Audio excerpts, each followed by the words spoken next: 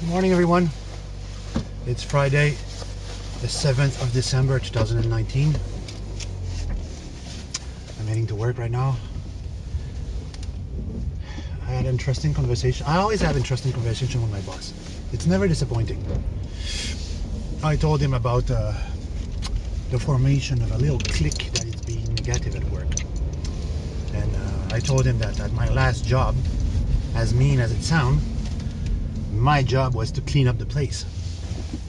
My job was to clean off people that were negative. They weren't doing their job. They were wasting time talking to each other. And I noticed that yesterday. And it's because he gave two written warning to a few employees. And they're starting to be like pissed off and unhappy. But you know, me, when I'm going to work, I'm going to do my job. You know, I'm paid very well to do a job that is very easy for me, and it's really demanding, but it's worth it, you know.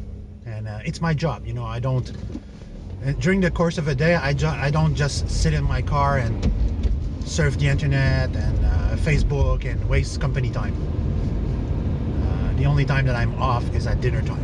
I got a buffer of an hour. I got 30 minutes to eat and 30 minutes to move. So that's how it works. But them, they're inside the office or the shop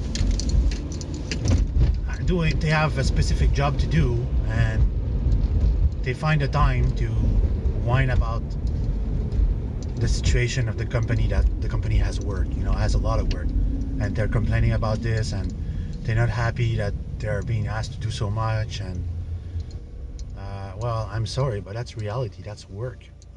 That's how work is.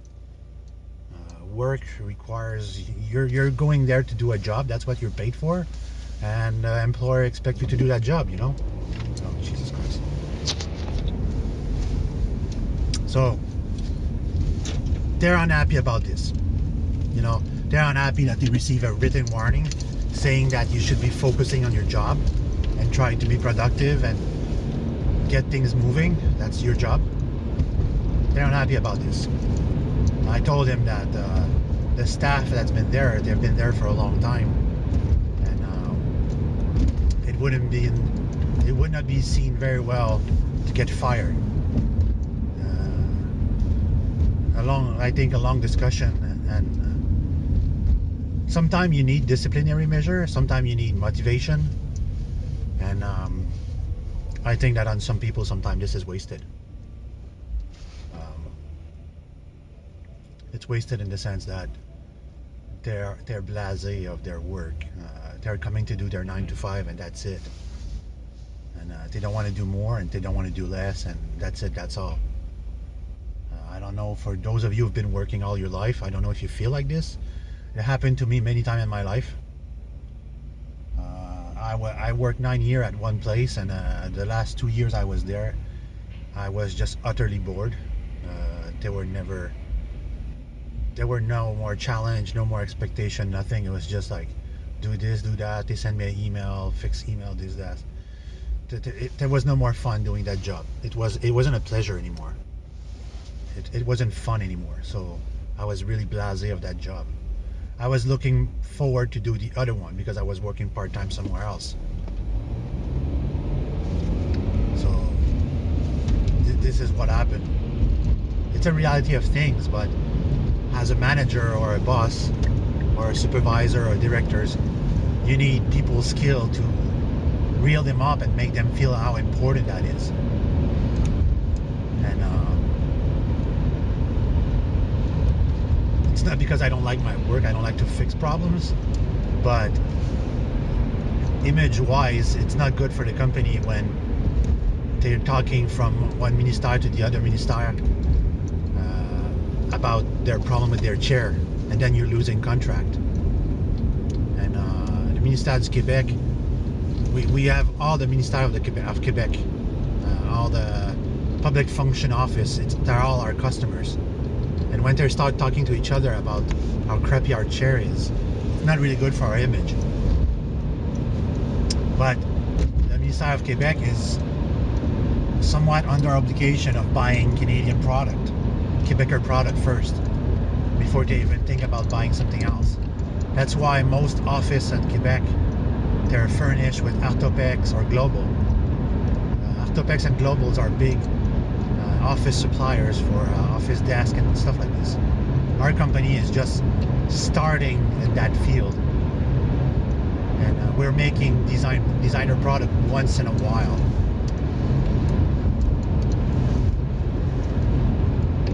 So it's a benefit that we should not lose. That the ministère, all the government office, the function office are relying on us for their chair, and you'd have no idea how important that is. For someone, their chair is their work tool. They're sitting their ass on it 8 hours a day, so it's important that they're comfortable in it and they like it. And a lot of people, I fix their chair and I position it for them, and they were very, very happy. Happy enough to write a letter to my company saying how happy they were. They were happy with my services. Anyway, on to topic of time travel. Yeah, I'm still on the hunt for 2 magnets. Now I know how to hardwire a hard drive to make it spin by itself. I know that. I find a plan, and somebody gave me a link. Thank you very much. Thank you, Einstein. And now I just need to find some magnets and steel rod. So this morning, I'm not in a rush to leave anywhere.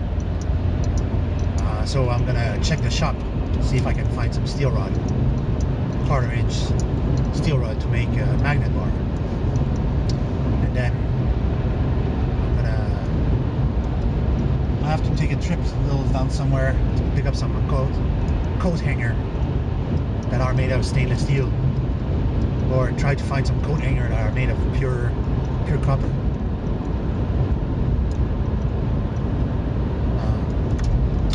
One thing I need to learn is how to make a broadcast system and an antenna system and broadcast system. I need to learn how this works. I see people making makeshift radio all the time, and I never tried to make one on my own. So this is something I'm going to try to make and learn how to make, because one day, if shit hit the fan and I need to rebuild a radio that's been broken by an EMP, it would be useful for me to know their components. And on an old solid-state radio, there isn't that many components. Usually, the most amount of components are about the sound, the speaker system, the volume speaking system, how clear you want the sounds to come out and everything. Usually that's how the system, how they are. This is sketchy. The guy in front of me has a flatbed with no corner, and he has a dolly tied down to it, and it looks just like at any moment it could take a bouncing and just split out, like fall on the road right behind him. Oof. So I'm gonna start playing with my computer, my designs, and trying to see if I can come up with a plan of what I want to do, and make a rough sketch, and then try to put on the components to what I want to do. And I need to find a variable power supply, a small variable power supply, because the crap one I bought from China just fucked up within 5 minutes of usage. The biggest issue with that piece of shit that I bought for $10 was there was no instruction. It was just a sealed component inside an envelope with no plans, no instruction. So I knew that it says in 12 volts and it would spew out some currents at the end of it, but as what it would do, how long it would last, that would surprise me. So basically what I'm gonna have to do is recheck the entire thing and check which component failed and change it by a better one and make a bigger one. I can increase the size of that thing.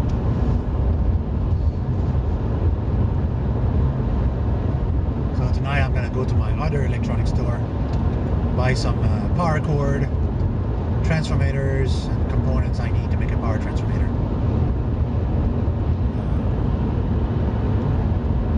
A variable power supply, that's the right term. A small 1 to 8 volt DC variable power supply. If anyone watched this morning and you can find a plan to make that, that would help very much. I would appreciate a million. I'm spending the money that the person, my angel investor, gave me, and I'm putting all that money towards this. So right now, as I'm doing this experiment, money is no object. I can spend the money I need to get everything I need to do. The only thing I want to do is that I want to make the device in a manner that I can change components here and there if something blows. I don't want to have something that's, this is the power supply, it's one piece. This is the another parts, it's one piece. No, I want it all to be small components. So if something blow or something break, I can change that little part and make it work again.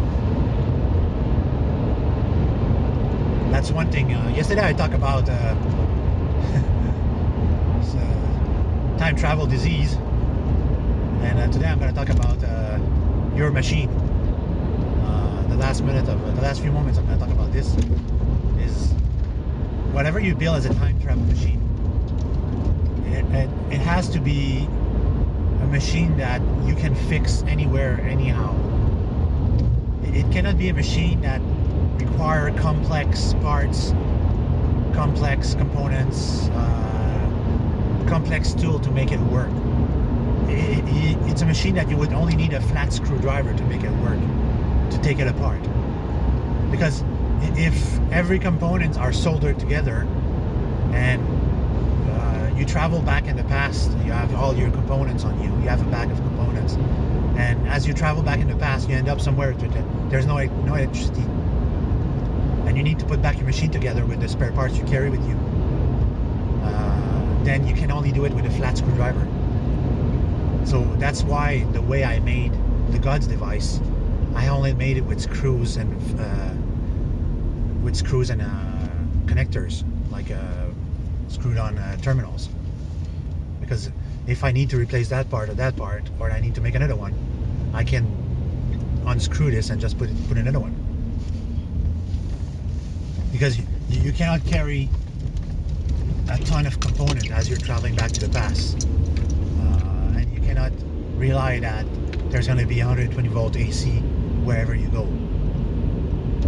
Your machine should be self-sufficient. You should have all the components on you at all time if something breaks. Lesson 1, when Doug Brown, when Marty went back to the past with the DeLorean and he blew the carburetor of the car, and he blew the distributor on a French engine. So how was he supposed to forge a new parts and machine it with what he had back in the early days where he was, and the steam pump days? There was no machining back in 1885. At least there was no machining where he was. So that's why you need something that you can rely on and take apart. Usually a solid state machine with solid state component that you can carry with you. They won't be affected by any shock or any magnetic field. Then that's the key.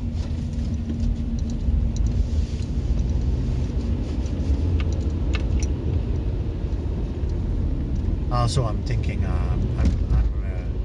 I got a book about biohazard and how the spread of contagion, the spread of flu and virus works, so I can understand the situation better and make sure that if you go that far back and if you go anywhere in time, you can actually know what to use to make a mask to protect yourself. What kind of biohazard mask you need to use to protect yourself. Shit. They're really taking up the street here.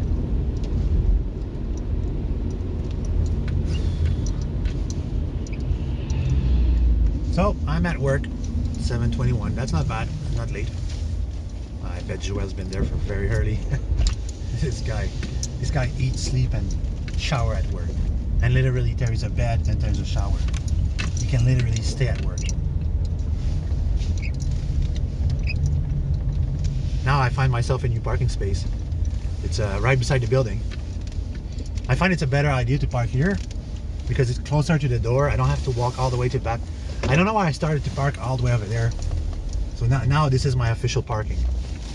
This is where I'm gonna park all from now on.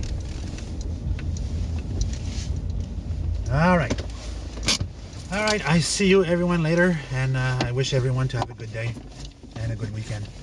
I'll try to post some picture and make some videos this weekend. Certainly not tomorrow because I'm going to my dad, but on Sunday.